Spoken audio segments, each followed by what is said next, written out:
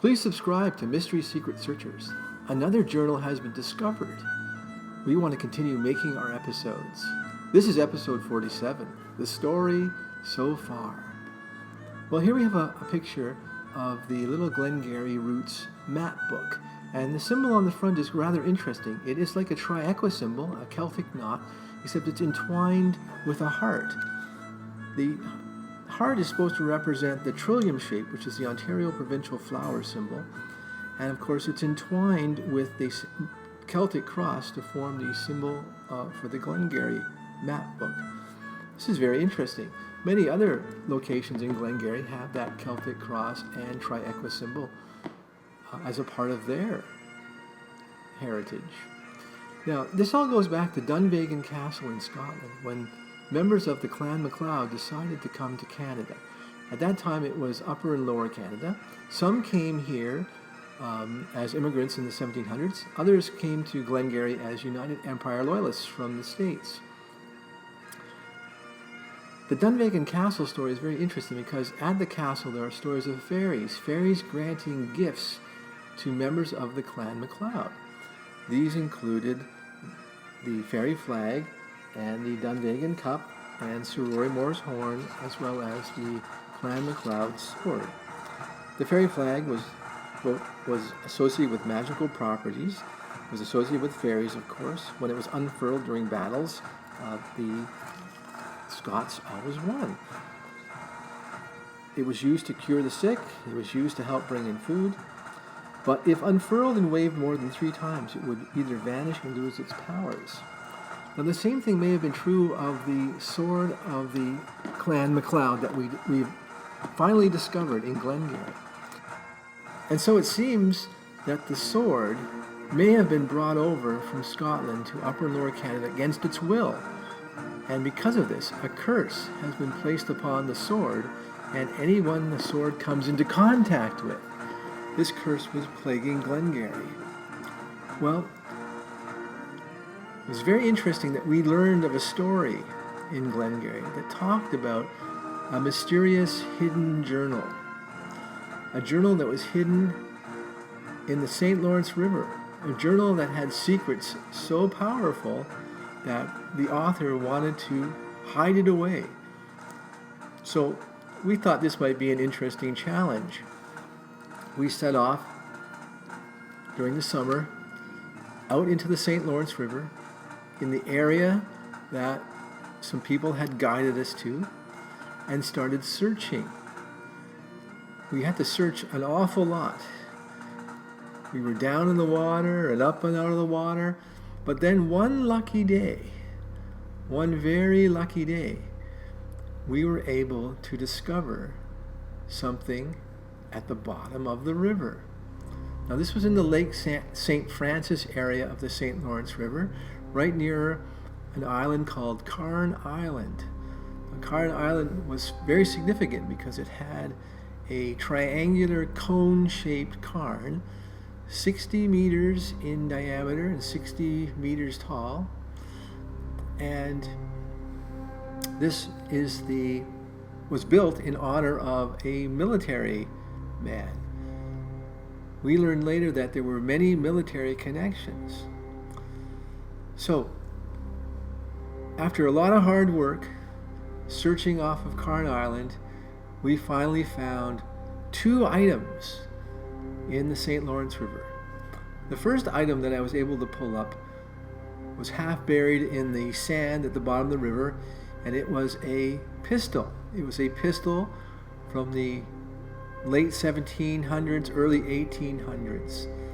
The second item I was able to find was a box. Now, the box was a little bit more difficult to pull up.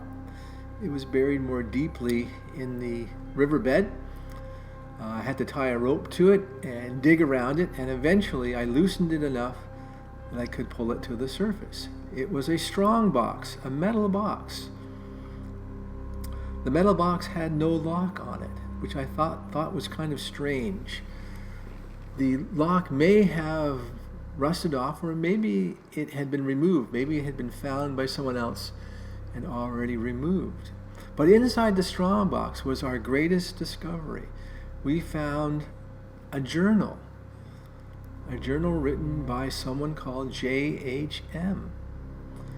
Also in the strongbox, we found some coins. These are very old coins from the late 1800s and early 1900s.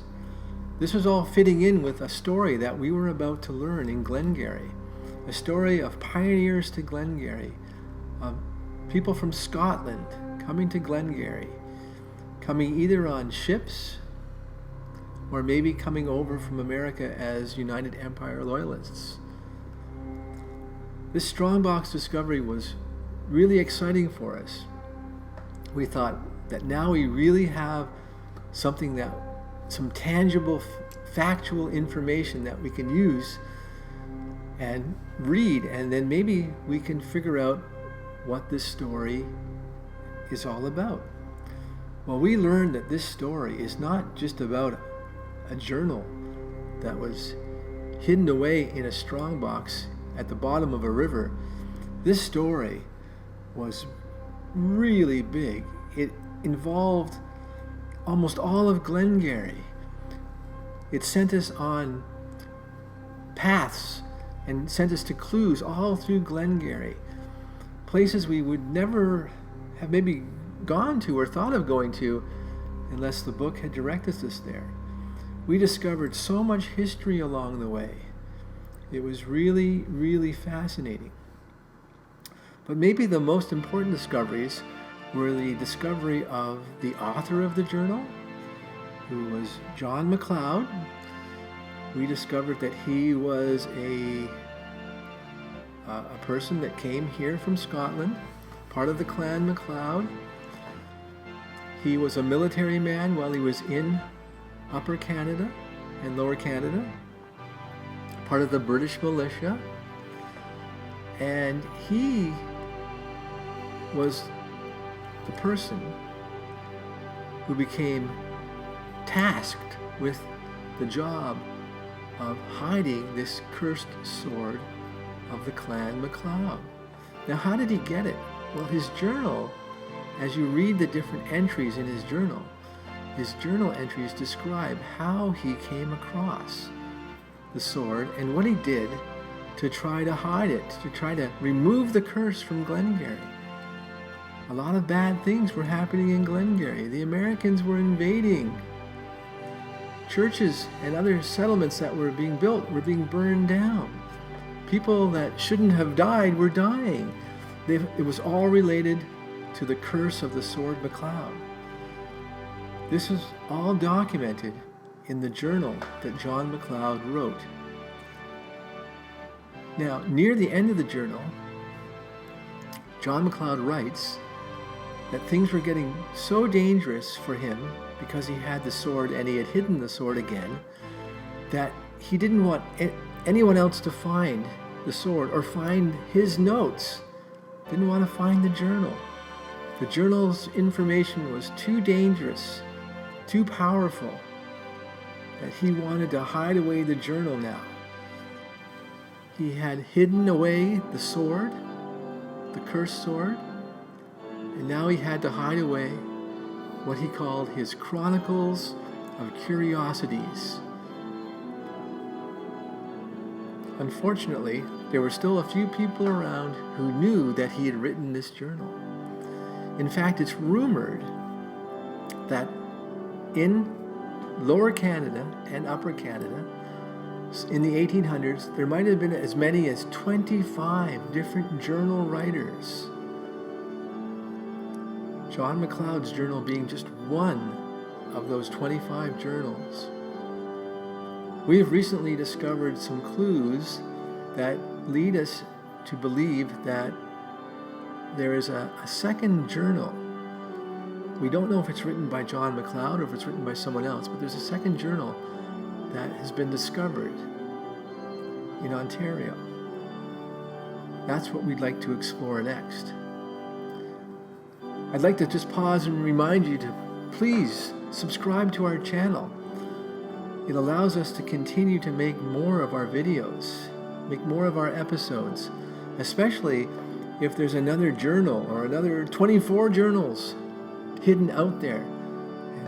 And It's going to take us some time and effort to go out and find these and bring back the results to you on our YouTube channel.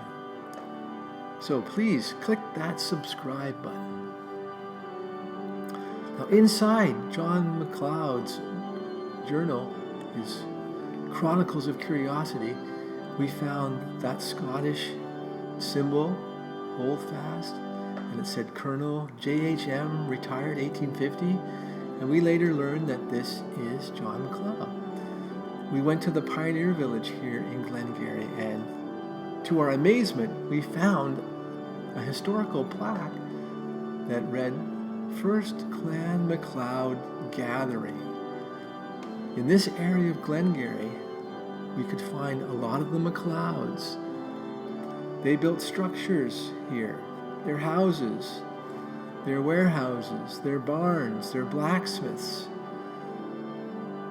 It was an amazing discovery.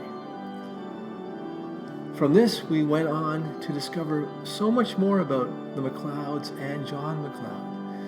We learned about his timeline. We learned where he lived. We found his house. We went to the Glengarry archives and found even more information. And along the way, we explored some of the journal's more mysterious stories, like the Beast of the Canal, and the Starry Night, and the ghosts of the Bishop's House, and the mysteries of Caribou Cameron and Fairfield. All of these places in Glengarry. Fantastic stories, fantastic mysteries, or as John McLeod would say, chronicles of curiosities. Well, the biggest curiosity of all was, of course, the cursed sword of the Clan McLeod. This was what our search was really all about. All the other things along the way were clues that were leading us in the direction of finding this cursed sword. But along the way, we also received clues from other sources that we could not explain. In the Glengarry archives, we found the missing page from the journal. Now, we never expected to find that. Now, who would have put that there? We don't know. That's still a mystery. We're trying to figure out, is someone trying to help us on this path, or someone trying to send us in the wrong direction? We had so many clues about the McLeods now, and other clues were coming in. We learned about the timeline of John McLeod, when he was born, when he died. We went to St. Raphael's Church, the site of more mysterious events. The burning of St. Raphael's Church, when it burned to the ground. Well, this is when we believe the sword was up in this area of Glengarry. Was this another result of the curse of the sword? Caribou Cameron, this story was fascinating. Going to British Columbia for the gold rush, taking his family there. His daughter died there. His wife died there. He brought his wife back to Glengarry in an alcohol-filled coffin, all the way around from British Columbia down to the Panama Canal and back up to the St. Lawrence River and back into the Glengarry area. And here she rests. This is the grave of Margaret Sophia, Caribou Cameron's wife. The gold rush was fascinating. Going to the bishop's house and discovering the mysteries there, and then realizing later that the Celtic cross on the top of the bishop's house was a sign, was a symbol that led us along the right path to finding the cursed sword of the Clan McLeod. The Celtic cross. We found this X-shaped marker on several notes, and we didn't know if it was a cross or a 10, or if it was a sword, or if it was this Celtic cross marker. But all of these clues led us to all kinds of places. One of the places we went was British Columbia, along the Thompson and the Fraser River. Simon Fraser and David Thompson being two explorers of British Columbia who happened to live in Glengarry as well. And there in Barkerville, where the gold rush was, we found a museum dedicated to the McLeods. Look at this family picture of the McLeods. We're not sure if John McLeod is one of those people, but we think he might be in that picture. Inside this museum, we saw the tartan of the McLeods. We found the hold-fast symbol of the McLeods. We found military officers' uniforms, possibly of John McLeod. These were amazing artifacts and amazing clues that told us that we must have been on the right direction in the hunt for the sword.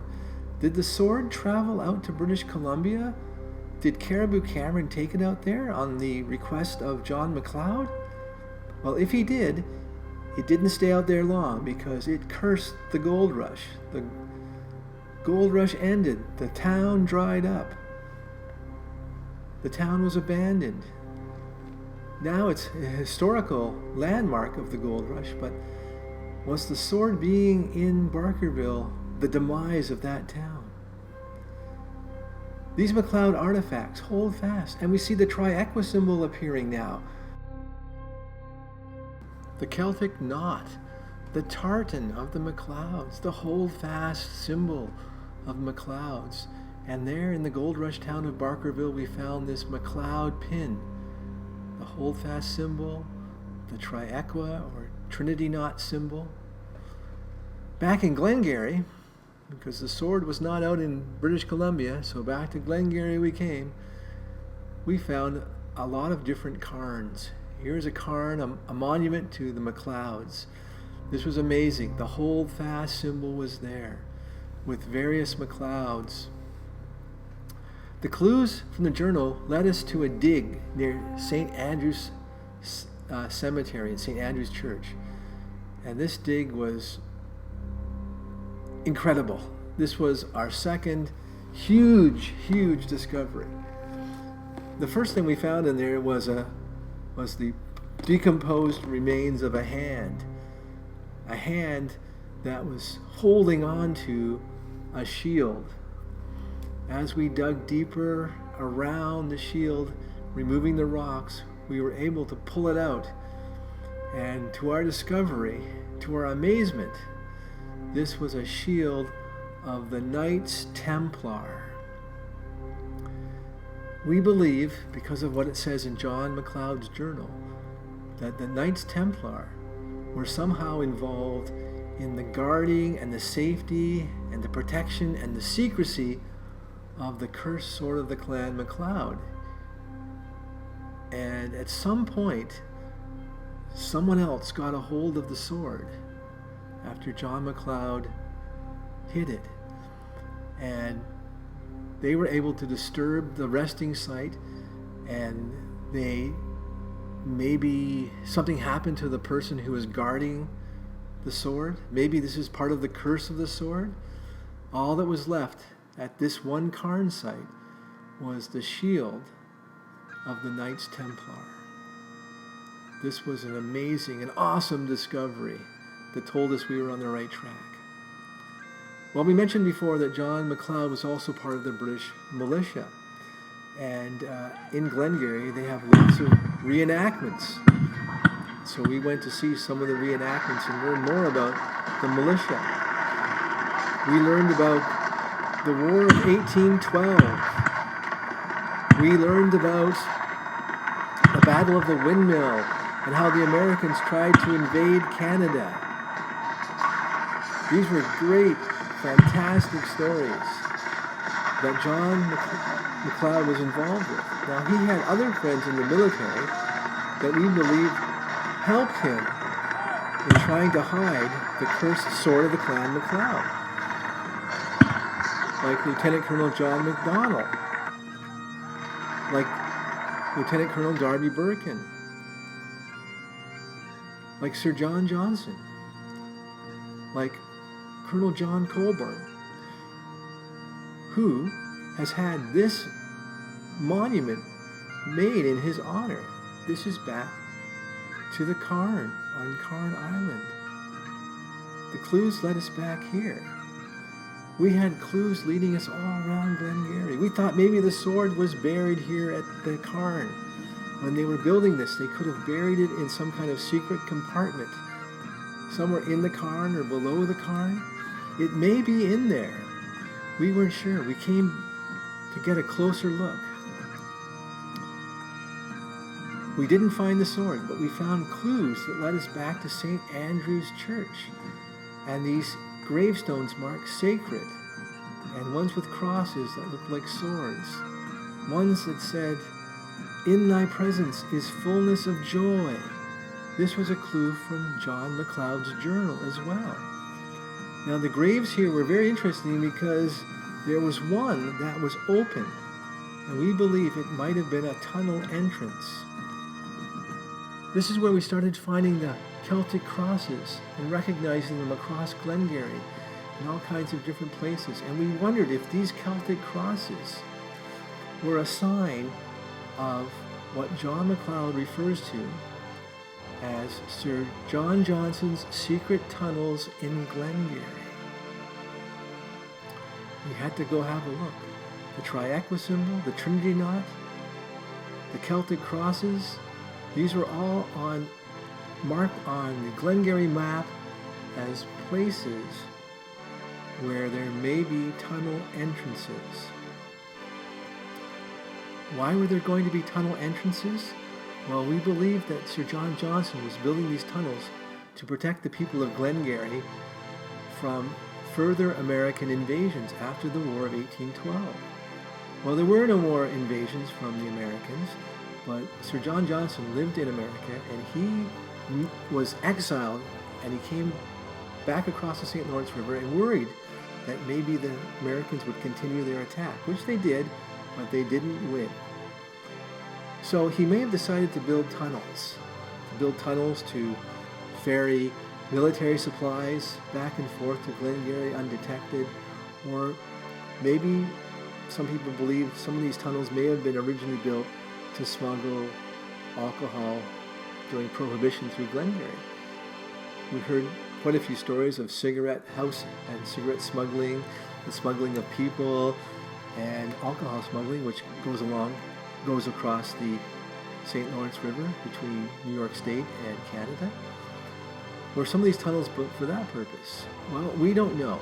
We never discovered all of the tunnels. We found what we think are maybe some entranceways, maybe some beginnings of tunnels. It's something we'd like to explore further. But when we looked at the map of Glengarry, and we started figuring out which way the tunnels might go, we noticed a pattern of tunnels from Williamstown up through Alexandria and to the north where John MacLeod's house was in Lochiel. And that was sort of on a north-south route.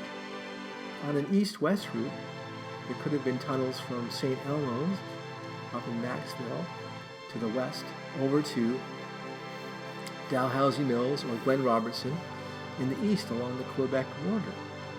This is where we found our tunnel entrances.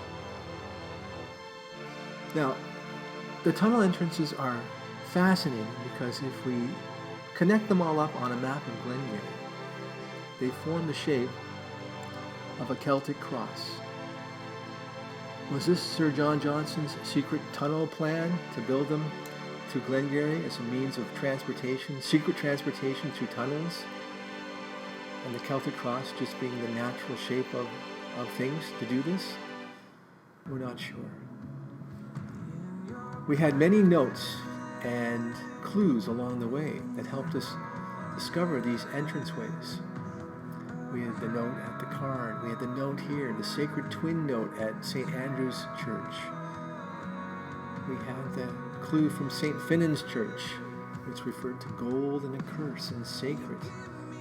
And this mysterious X shape, which we didn't know was supposed to be a Celtic cross, or an X, or the sword, or we weren't sure. We had the mysterious note found at Bethune-Thompson House from David Thompson, suggesting fairies were the answer. Look for the fairy rings. Do a fairy ring dance. Well, we found all of these things in Lochiel, where we found the MacLeod Cairn Memorial near John MacLeod's house in Lochiel. we found a very mysterious looking tunnel opening. Something that once the summer comes around again, we want to go back in and explore to see if it's safe. We want to go in and see. St. Finnan's Church and at St. Andrew's Church, we found these sacred markers which could represent tunnel entrances. We couldn't find the entranceway at St. Finnan's, but at St. Andrew's, the sacred marker was on a grave that was open at the bottom, that you could actually go inside. So that made us think, okay, it looks like there are various tunnel entranceways throughout Glengarry. Maybe the secret tunnels are there. In St. Raphael's, we looked for a tunnel entrance. It was along the Celtic cross shape of the map. We couldn't find any, but we were wondering if because the church burned down, we couldn't find it. Maybe in the basement of the church, maybe there was an old gravestone at some point. Some people believe that it might have been where the bell tower was. But St. Raphael's burned to the ground, and so really no clues, no evidence were left at that site of a tunnel. It may deserve some more exploring to maybe figure out what else is going on there. Right across the street from St. Raphael's is the bishop's house.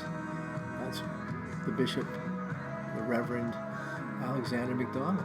And we believe he is the priest who brought the Clan MacLeod sword with him from Dunvegan Castle in Scotland to Glengarry.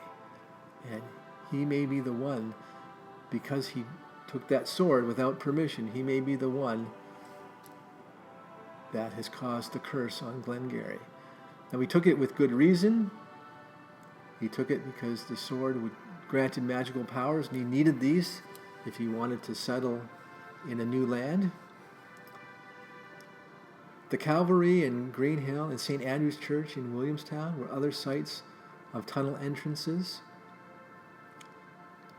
There was many clues in these sites that led us to believe that Sir John Johnson was digging tunnels. This was an area right near Sir John Johnson's house. People could come in to Glengarry off the St. Lawrence River through the Raisin River up to Williamstown, and from there use the secret tunnels to move about in Glengarry. There were several clues from John MacLeod in the journal that led us to believe this, like the fullness of joy clue. But the most mysterious one of all was finding that strange note in the graveyard of St. Andrew's Church. In this grave right here, underneath that spot, we went exploring there, and we were quite startled by a note appearing in that hole. It's kind of a scary place, but this may have been one of the original tunnel entrances. It was covered up by a grave, but the ground around the grave is falling apart. So we believe that this may have been one of Sir John Johnson's tunnel entrances. He may have had another one at his house. He did like to build tunnels. Now, another tunnel entrance, we believe, and the clue was the Celtic cross and the X-shaped block. And this was out in East Glengarry in a church area, church called St. Martin de Tours, which is near Glen Robertson. And it's not there anymore. That church unfortunately burned down as well. I hope that wasn't also the curse of the sword working, but it might have been. But this X block, the cross on it, the Celtic cross, the X shape, was a clue that there may have been a tunnel entrance to the east. We also got a mysterious clue from David Thompson saying the X block, or the X marker, is a place where fairies dance, and that may be a clue to help us find the sword. Out to the west of Glengarry, near Maxville, is a church called St. Elmo, in the Glengarry Congregational Church. These may have been part of the tunneling system too, although when we looked around there, we could not find really any evidence. So maybe the tunnels never were finished. Maybe it was an idea that never was completed. The sword may have spent some time underground in portions of maybe these tunnels, but there was never any complete tunnels. Back at the St. Lawrence River at Salem Church, where we have the grave of Lady Caribou Cameron, we discovered that this may have been a tunnel entrance too. There was certainly a ring around the grave. The grave had a ring of flattened grass around it. And we later learned that this may have been a fairy ring. A fairy ring used by the fairies to help disguise the true location of the cursed sword of the Clan MacLeod. Inside that grave, well, it's been exhumed at least 4 times. When we went there and we did the Dance of the Fairies, we found the sword.